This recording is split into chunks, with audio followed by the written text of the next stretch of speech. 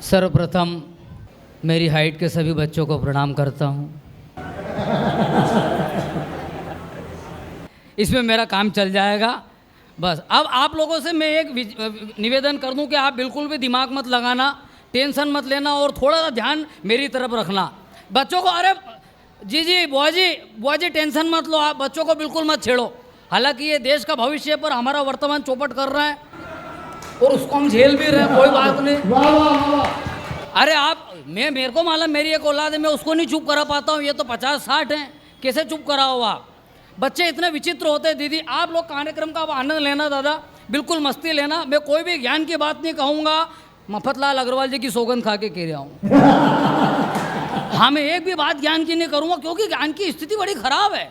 आजकल ज़्यादा ज्ञान दो तो लोग लुटेरा चोर डाकू बाबा समझ करके अंदर करते थे, तो इसलिए बिल्कुल ज्ञान की बात ज़्यादा नहीं करूँगा, क्योंकि ज्ञान की बात की जा रही है। 21 चैनल के ऊपर बाबा 22 आकर के और अपने को ज्ञान दे रहे हैं, और उसी समय ज्ञान लेते हुए अपन ब्रश करके थूक रहे हैं। ये स्थिति है, तो मैं ज़्यादा ज्ञान की बात नहीं करूँगा। अब आनंद लेना, यत्र तत्र आनंद बिखरा हुआ। ये बच्चे बड़े मज़े ले रहे हैं, आनंद ले रहे हैं।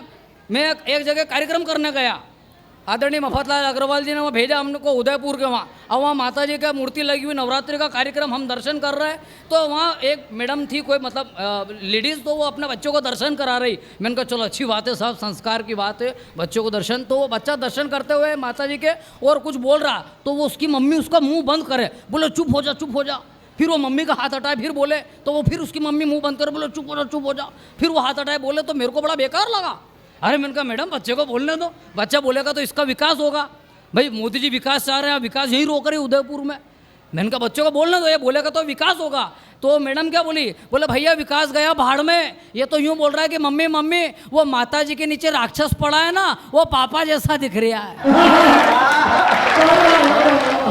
मतलब बच्चे इतने खतरनाक विचित्र हैं, और इन बच्चों को रोका नहीं जा सकता साहब, बड़े गजब के होते हैं। क्या हो गया माइक को? हाँ क्या हो गया? एक दो घूंसे की ठोको, बढ़िया। हाँ ये और जोर से दो, थोड़ा नहीं हो रहा। वाह, वो भी तुम्हारे जैसा ही है, कोई बात नहीं। कैसे?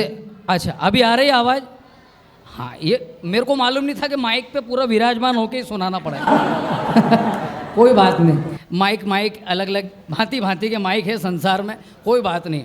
अच्छा आप लोग ताली नहीं बजा रहे थे, तो एक छंद सुनाता हूँ जरा, 4 पंक्तियाँ। दिनेश पाठक जी ने बड़ा अच्छा छंद लिखा है, आप आनंद लेना। तुम माइक मुंह क्यों छुपा रहे हो यार, माइक वाले भैया? हाँ ऐसा यूँ दुखी मत हो, कोई बात नहीं यार। तुम्हारा शक्ल इतनी अच्छी, माइक खराब हो तो क्या हो गया? तुम्हारी शक्ल मेरी लुगाई से मिलती जुलती है यार। सही में कह रहा हूँ, अंतर इतना है कि वो मूंछ नहीं रखती, तुम रखते हो।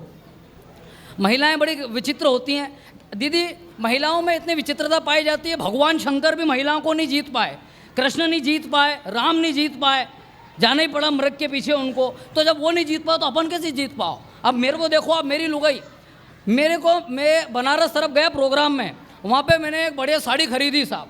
दीदी मैंने साड़ी खरीदी 1000 रुपये की बढ़िया सी, और मैंने उसको फ़ोन लगाया, मैंने कहा सुन तो श्वेता, बोले हाँ। मैंने कहा मैं यहाँ बनारस में हूँ, मैंने एक 500 रुपये की साड़ी खरीदी है।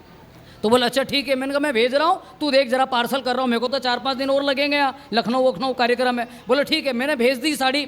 अब मेरे साथ में मुफतलाल अग्रवाल जी, इनने बोला कि यार पंडित ये क्या मामला है, लोग तो 200 रुपये की चीज़ खरीदते, पत्नी को 500-600 की बताते हैं, 500 की खरीदते तो 1000 की बताते, तू उल्टा कर रहा है। 1000 की साड़ी ली, अभी 500 की बता रहा उसको। अरे मैंने कहा मेरी वाइफ है ही ऐसी। बोले कैसी? मैंने कहा मैं कोई भी चीज़ ले जाता हूँ, पूछती है कितने की लाए बाजार से, मैं कहता हूँ 200 रुपये की है, तुमको ठग लिया लोगों ने।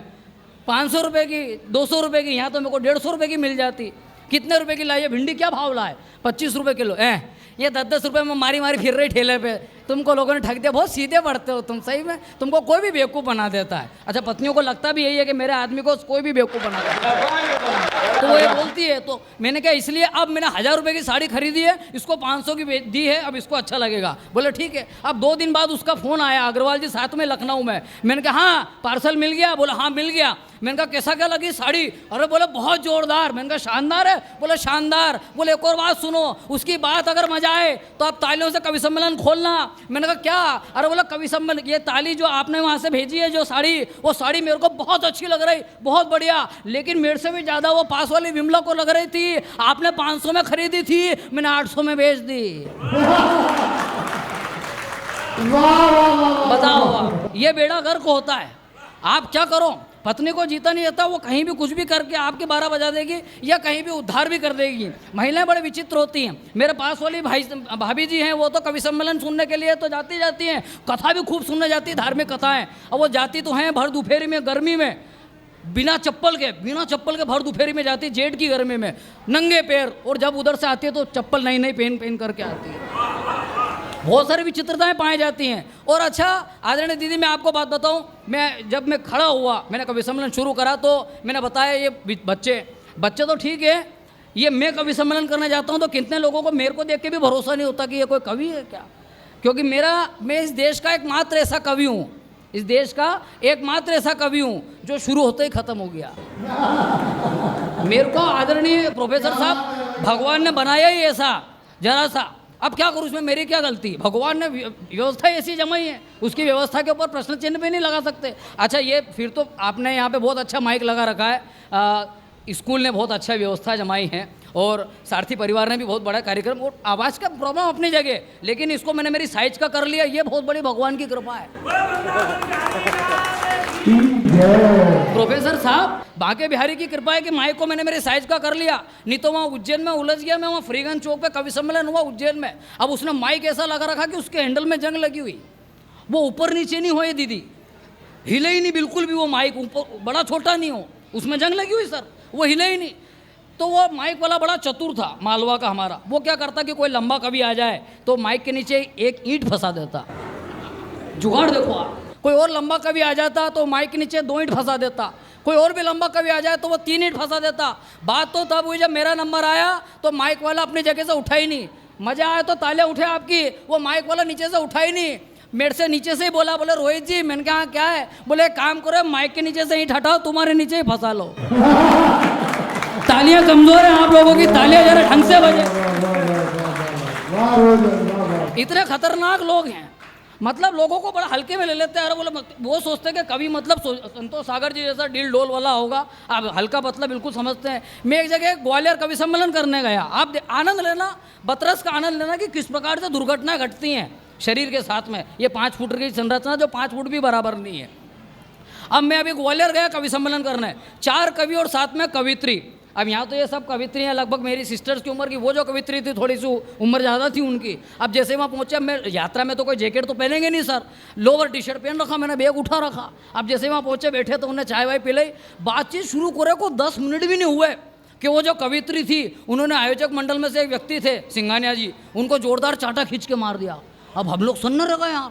मैंने कहा मैडम चाटा क्यों मार दिया? अरे बोले बात इसी कर रहा है। मैंने कहा हुआ क्या मैडम, चाटा मारा क्यों? अरे बोले बात इसी कर रहा है। मैडम की बात में मजा आया तो तालियां घनघोर उठे आपकी। मैंने कहा चाटा मारा क्यों? अरे बोले रोहित जी आपकी तरफ इशारा करके मेरे से पूछ रहा था, मैडम आपका बच्चा बड़ा सुंदर है, ये भी कविता कविता सुनाता है। ये स्थिति बताओ आप, ये लफड़े पड़ते हैं, मतलब कितनी जगह उलझ जाती है सर कैसेट। मैं अभी प्रोग्राम, मतलब अभी बीच में ट्रेन में सफ़र कर रहा, मैं बुआ जी को लेने गया राखी पे, इंदौर से रतलाम। अब ट्रेन में जगह नहीं थी सर, मैं खड़ा हुआ तो एक 2 4 8 10 लोग खड़े हुए थे, तो वो धक्का उन्होंने दिया।